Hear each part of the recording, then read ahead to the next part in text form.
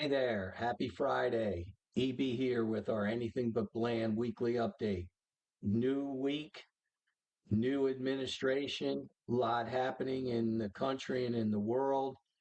The inauguration on Monday was different than the inauguration than any I have seen. I don't recall, even though I was old enough, I don't recall Reagan being sworn in the rotunda. Every inauguration I can remember happened outside, but due to the extreme cold weather that we had this week, the inauguration and all the parades were happening indoors. The swearing in ceremony happened in the Capitol Rotunda, and then a lot of the parades of the military and different type of things for President Trump happened at the Capital One Center. I know had a few friends that went up to the inauguration parties.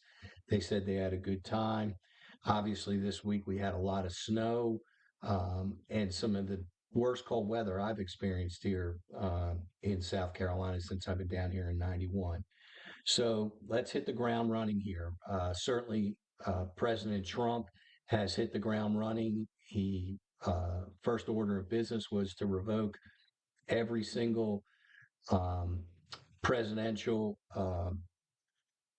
proclamation that um, former President Joe Biden did. He announced his own with a lot of fanfare. So there's a lot of forward action going on. He's done at least 100 different um, things where he has signed on and said that, obviously, and I agree with some of them, that we're going to fly the flag, for instance, at all buildings. And the only other flags we're going to fly are if there's, prisoners of war or hostage situations. That is something that they'll permit to fly on federal buildings. But I think we've gotten too far away with flying different kinds of flags for whether it's, and these are important issues, by the way, breast cancer and the LGBT flags. So I really do think that that is something that we should move away from and get back to just flying the flag. I do agree with that. But let's talk about the real issues that we have seen this week. The pardons, and they were bad on both sides. I totally disagree with the pardons done by former President Biden. I do not think he should have pardoned his family. I think that is disgraceful, especially since a lot of the things that have come forward about the laptop of Hunter Biden and the amount of money that his brothers have made, but he pardoned both his brothers, sister-in-laws, his sister. Obviously, pardoned Hunter, didn't pardon himself, and President Trump has noted that he probably should have, and that they're going to investigate him. So I think it was a disgrace. I think it just sullied whatever little reputation as a president that President Biden had left. I totally agree with him pardoning those that were on the January 6th committee and General Milley and Anthony Fauci. There's no question that this new Republican majority in Congress was going to investigate them. DOJ is going to investigate them, and I believe they were doing their jobs. You could disagree with what they did and what they concluded, but they were certainly within their rights to do their jobs as members of the House of Representatives or government officials. But I think the pardoning by Joe Biden of his family um, was the last kind of nail in his coffin for whatever little reputation that he had left. Conversely, and similarly, Trump's pardon of the January 6th convicted criminals is beyond disgraceful. It's a slap in the face to law enforcement. Supposedly, he and the Republicans support the blue, which are the police. The very same Capitol Police officers that were protecting him during his inauguration, he just did a slap in the face to, and he shit all over his Vice President J.D. Vance as well as his Attorney General pick Pam Bondi, because J.D. Vance the week before said we're only going to pardon nonviolent people who have been charged or convicted on January 6th. The violent people that have been convicted and charged, the people who've committed violence against the police officers, sprayed them with pepper spray, hit them with bats, poked them with a flagstick, sprayed them with pepper spray, committed property damage on the Capitol. Those people are not going to be permitted. Pam Bondi, in her Senate hearing, said she does not support and doesn't believe that President Trump is going to pardon those that committed violence and were convicted of violence. Well, lo and behold, they obviously didn't talk to the president because the first order of business um, in his presidential orders were to pardon every single January 6th person who has been charged, convicted, or done their sentence, except 14. He gave them clemency. But what he said is, I'm going to look at them and ultimately probably give them pardons too. These are people that have were sentenced anywhere from 17 to 22 years. People that have shown zero contrition, and I'm going to get to that. Usually, pardons are for people that have already served their sentence or a portion of their sentence and show remorse or change their ways. Um, he said the reason he didn't want to go through each individual case by case basis is it would take too much time. Well, he has a staff that could have done that. There's a pardon and probation and parole department in the federal government that could have done that for him. Um, I think it's really dangerous for our homeland security because these people have come out. Enrique Terrio, who is head of the Proud Boys, and the man that has the eye patch that's head of the Oath Keepers, they have come out of prison. They were going to be doing 17 to 22 years. And they didn't say, hey, you know what?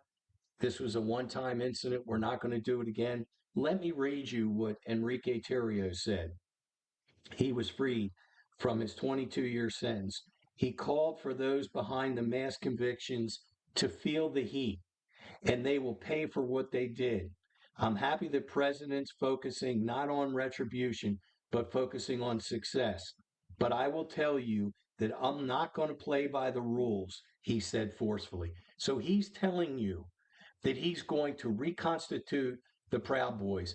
And now they feel emboldened because the President of the United States has supported them for standing up for him and endangering the lives of those in the Capitol, putting aside the politicians, putting aside his own Vice President Pence, but the people who were protecting those people and protecting the Capitol, the police. The Oath Keeper guy, he came back in, he went to the Capitol. He said that they're going to have hell to pay anybody that prosecuted us. They're going to reconstitute their group. They're going to now do what they feel they should do, which is target certain groups in our country that they feel are un American. Um, Lindsey Graham said at the end of 2022, pardoning the violent people who were involved in January 6th will create more danger in our country. The Fraternal Order of Police, who have supported Trump in 2016, 2020, and 2024, said they condemn these pardons.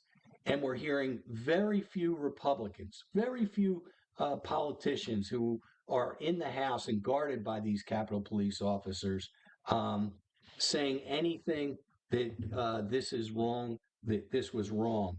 Um, the, Michael Fanone, who was one of the Capitol Police officers who was hit by a stun gun in his neck, had his eye poked, and hit in the head with a baseball bat, has tried to go get a protective order because he and his family have been harassed since 2021. He went to get a protective order this week. The court wouldn't get it.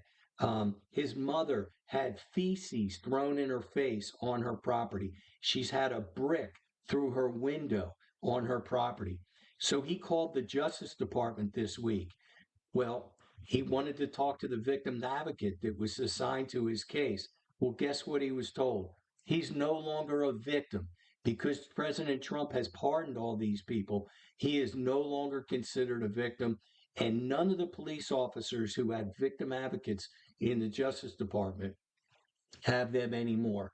So I really think that both President Trump will have done something that is long term damaging to our country regarding the rule of law.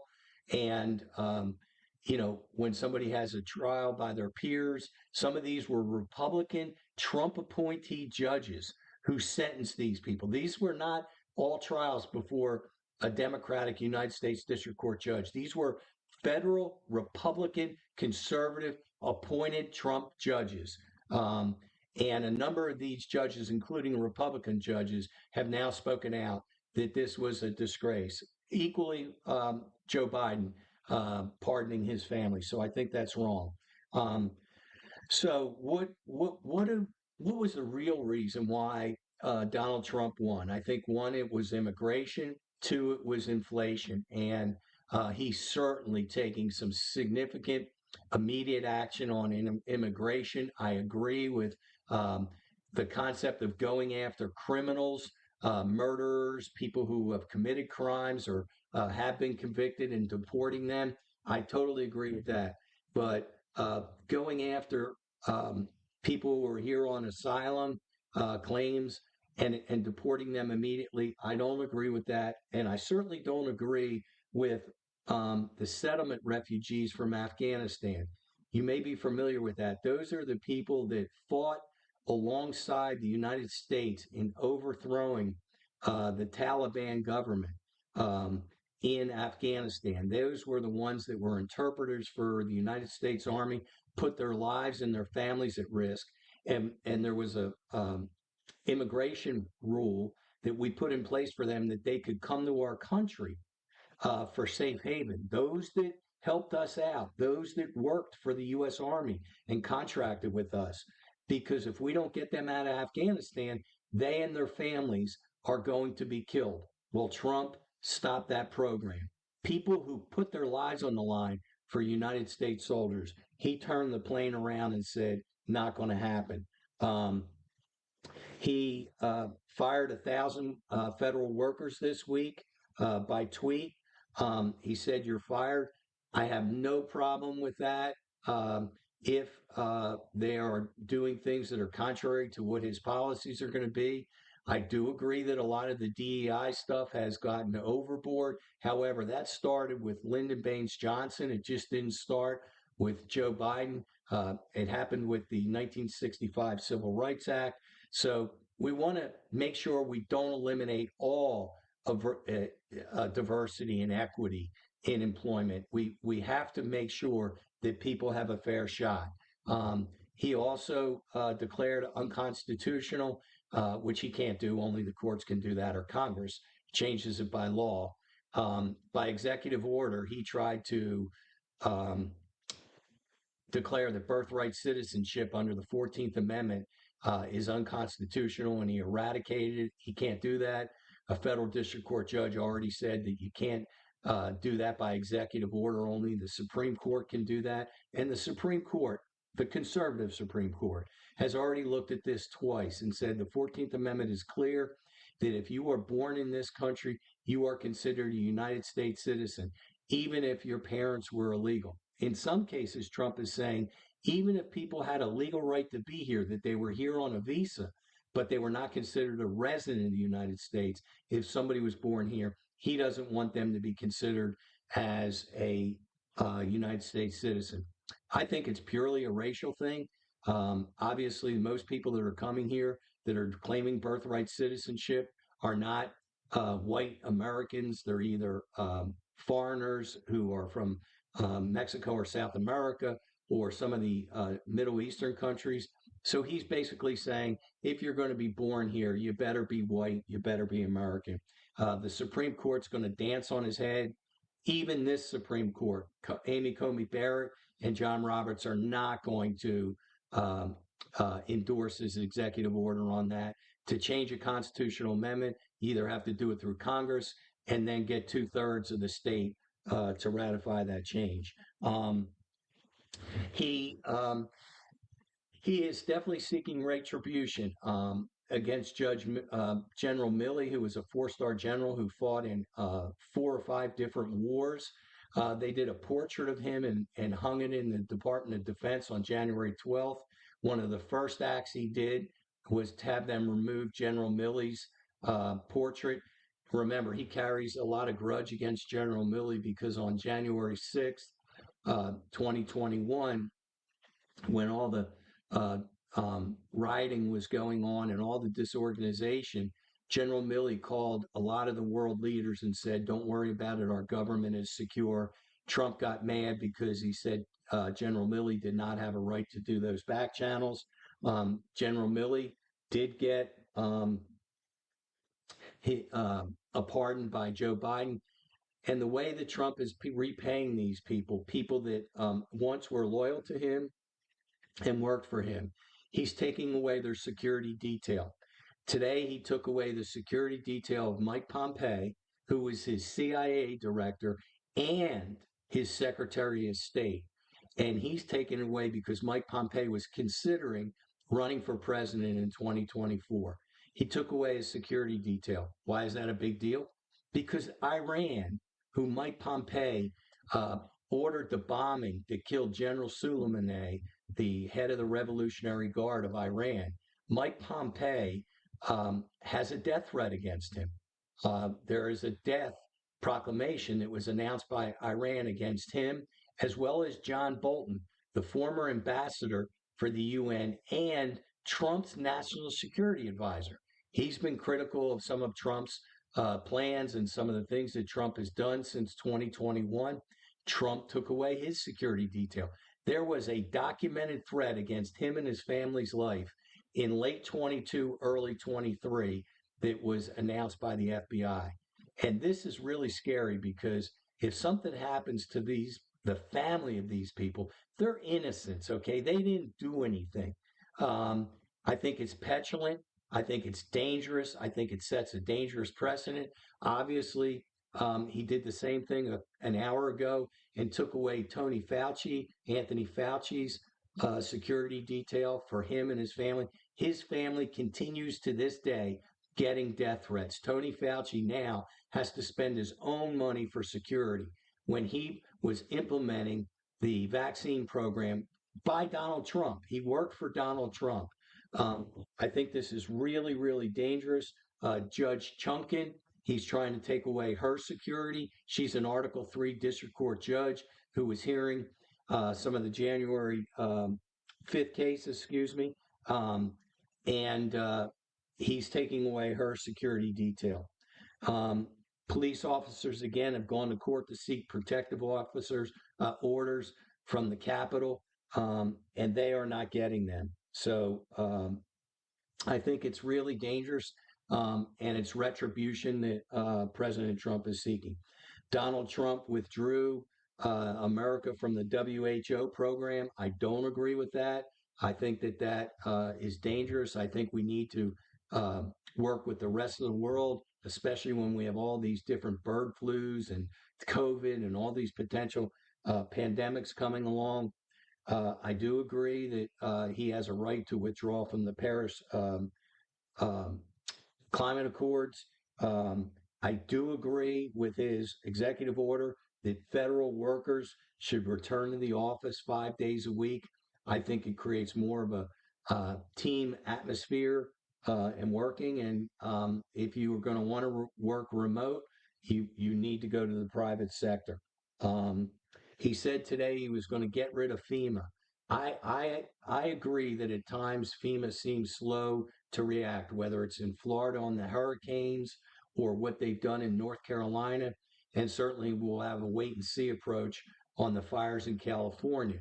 But we do need a federal emergency management department that's under Homeland Security.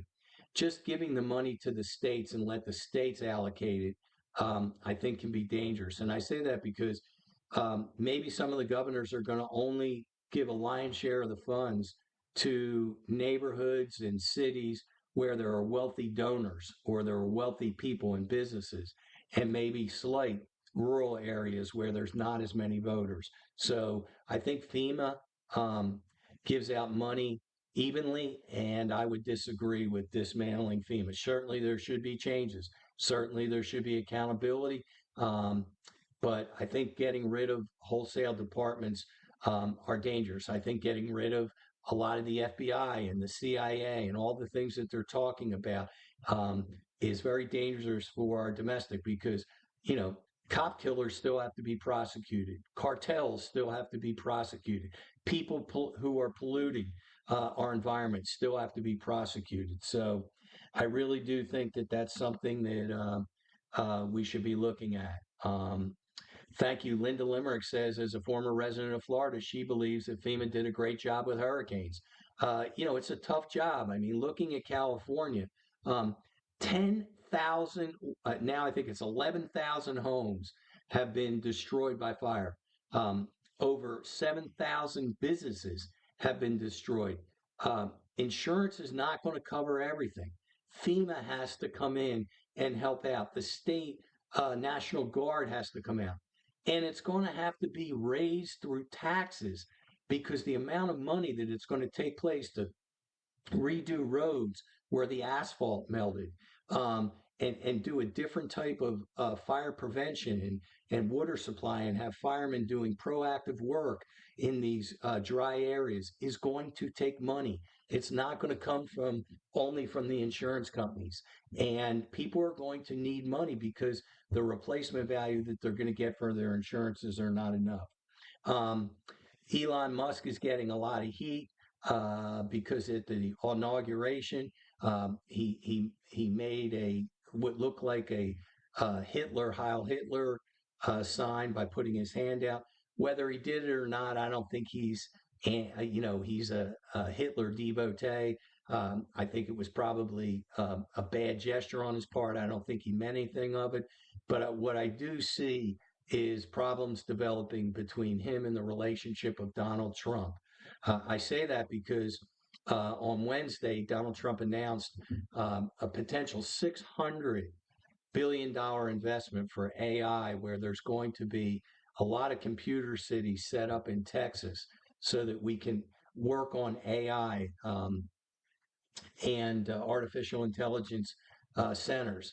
And he had Sam Altman up there, who's a big AI person. Well, Elon Musk got his feelings hurt because he's not part of that investment, and he's huge into AI with China. Well, he came out and said it was a bogus program. It means nothing. Trump was announcing something that's never going to exist, and he claims that Sam Altman only has $10 billion. Look at that, listen to that. Only has $10 billion available to do this, and it's going to take a startup of $100 billion. Seems like it was poor sportsmanship on Musk's part, and I'm pretty sure that sooner rather than later, Donald Trump, President Trump, is going to say, "You know what, Elon, I've had enough of you." He also, by executive order, reverse the requirement that the government is going to use electronic cars by 2030. That was a contract that was with Tesla as well as some of the other car manufacturers. And I think Elon Musk is pretty upset at that because remember, he's in the electric car business. Um, Also, one of the rockets from SpaceX blew up this week, and I think that's going to be a problem um, with the program. Elon Musk claims that it was intentional and they wanted to do that. I'm not sure of that. Um, Remember when Trump said, if you put me in president within 24 hours, I will end the Ukraine war? He said those exact words time and time and time again. Well, it now appears that that's not going to be the case. In fact, he said it's probably going to take a little more than 6 months. Look, whether you believe Donald Trump was going to do everything he said he's going to do, he's certainly doing a lot. I think he's probably keeping more of his campaign promises than any president in a while. But he is subject to serious hyperbole because he thought he was going to go and Putin was going to do exactly what he wants to do. Putin is not ready to stop this war. They have Ukraine on its heels in a number of different locales, and he wants to finish the war. It was interesting, though, that Trump did take a big pot shot at Putin when he said that he really should settle this because his economy stinks, that they're subject to inflation. Trump, again, was subject to hyperbole when he said millions and millions of people have died as a result of the Ukraine Russian war. That is not correct.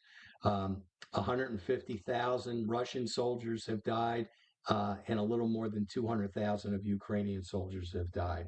Um, so there hasn't been any tariffs yet, despite what President Trump said he was going to do on the first day of office. If he enacts tariffs against um, Canada and Mexico, he would be violating his own treaty, which he signed in 2017 when he reversed NAFTA. So that's going to be a problem.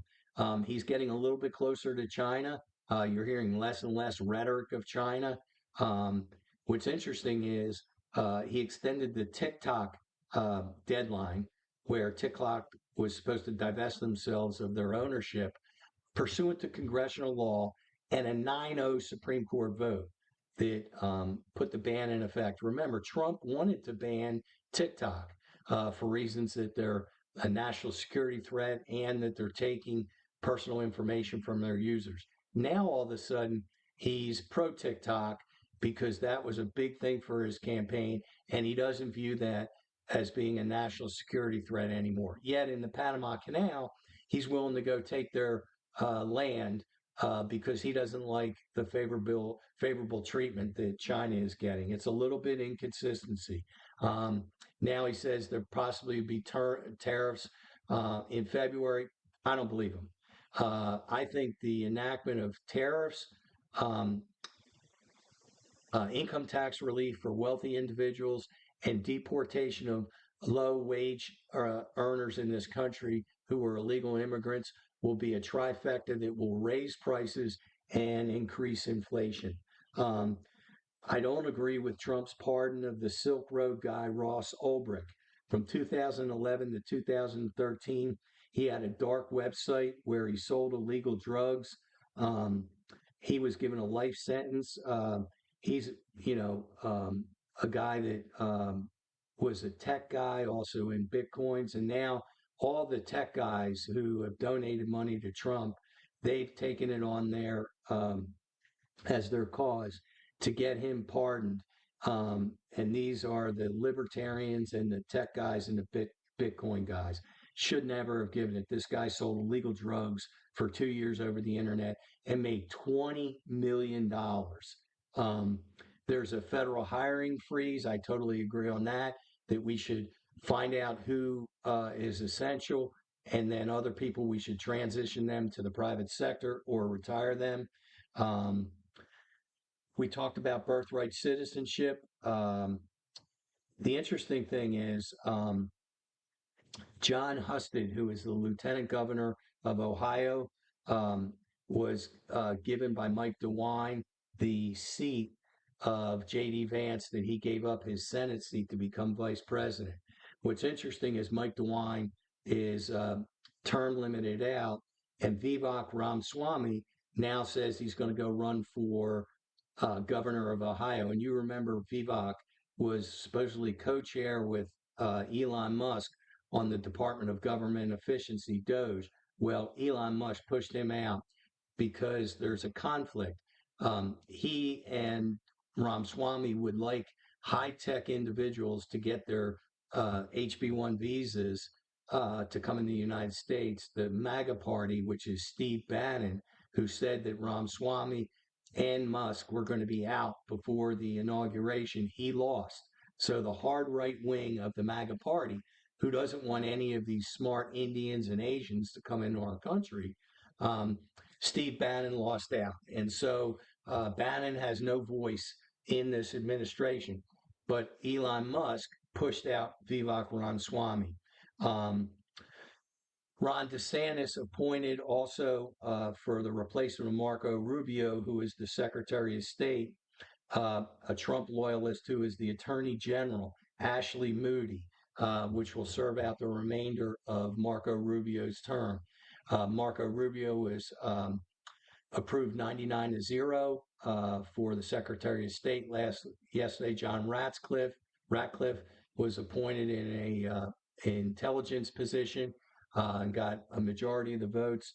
The Democrats are thinking, look, if we vote and don't object to guys like Rubio or whatever, maybe some of the Republicans will not appoint Pete Hegseth. That's not going to happen. Hegseth is going for a vote tonight on Department of Defense. So far, Susan Collins and Lisa Murkowski said that they're not going to vote for him, but you need two more, and that would have to be Tom Tillis and Jody Ernst. They are going to vote for Pete Hegseth, even though new affidavits have come forward from an ex-wife and well as his sister-in-law about the physical abuse that he allegedly did. There was such poor background check on this guy. I don't believe he's qualified uh, just because he was in the military and a valiant soldier doesn't make him um, qualified to lead the largest bureaucracy in the world. You know, our country has decided that we don't want experienced people in these positions. We want people who don't have experience and go in there and blow it up. I don't think you can really blow up the Department of Defense. That wouldn't be a good thing. But that is what it is. Um, Trump has changed the name of the Gulf of Mexico to the Gulf of America. I don't really have a problem with that, but it's kind of in poor taste. But we're going to have to change all the maps and all the globes going forward. Um, he did change Mount Denali back to Mount McKinley. I do agree with that. Um, Obama was the one who changed it to Denali um, in support of the indigenous people in Alaska. But McKinley was a president who agreed with tariffs. That's why Trump likes him. But Mount McKinley has always been the name, and I think it should have stayed that way. Um, we've had hostages released in Israel, two more today. So we've had a total of five, and they've let out 100. Um, Pretty dangerous people. It's not an even exchange. I certainly am applauding the release of these hostages. They've been in there, they've endured so much.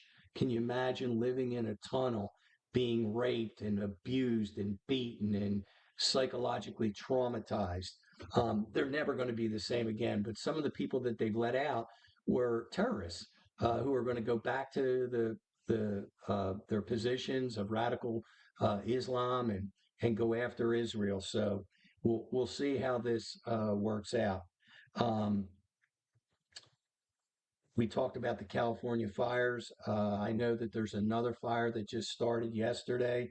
So it's pretty sad because when you think about it, these people who lost their homes are now paying twice because maybe they got a 60-day or a 90-day reprieve on their home mortgage, but they got to continue to pay their mortgage for a house that isn't even there.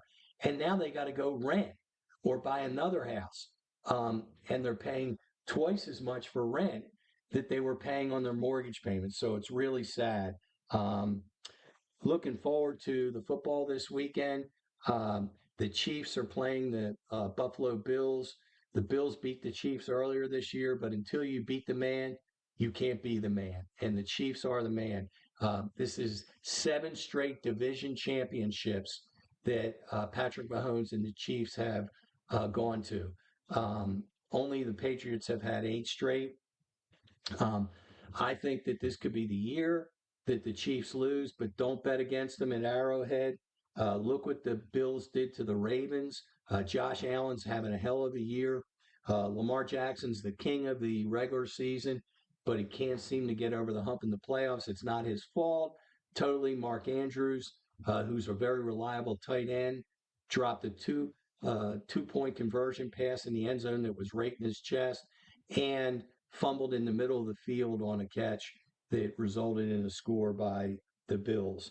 Um, my Eagles are playing Jaden Daniels of the Commanders. Jaden Daniels is incredible. He's had the greatest rookie season of any quarterback in the history of our country, in the NFL, excuse me. He ran for over 880 yards, which leads his team. He's completed over 69% of his passes. He's had more fourth quarter wins than any rookie ever. He's won his last seven games on the last play of the game, except for the one that they beat the Detroit Lions. Um, he's just an amazing quarterback who's playing like a seasoned veteran. Um, Jalen Hurts may have a knee issue, and as well as the starting center. Jalen has not been throwing the ball frequently and doing as well as he did. A.J. Brown is not catching a lot of balls. They're throwing at maybe 60 or 90 yards. That's not going to do it. However, Saquon Barkley is averaging over 200 yards a game rushing. He's amazing. Quite frankly, I think he should be um, the MVP. But if I was going to pick who's going to be in the Super Bowl right now, I'd say the Chiefs versus the Eagles, and I think the Chiefs will beat the Eagles, believe it or not. I just think Patrick Mahomes is the greatest quarterback that ever lived, and this will be his fourth Super Bowl. And I think there are many more in front of him. He's 28 years old. Ohio State won the first ever expanded playoff national championship. Ryan Day has come so far in only 2 months. 2 months ago, they wanted his scalp for losing to Michigan. They just had an amazing playoff run. They beat every team handedly, beating Notre Dame. They beat Texas. Just an amazing coaching job by Ryan Day, an offensive coordinator, Chip Kelly, who left UCLA, used to be the coach of the Eagles. He was coach at Oregon, an offensive mastermind. He's their offensive coordinator. And them getting Will Howard, the quarterback from Kansas State, he had an amazing game. And Jeremiah Smith, number 4, their wide receiver, is just one of the best freshman wide receivers I've ever seen. So that is it. I appreciate the time. Everybody stay warm and EB out. Thanks.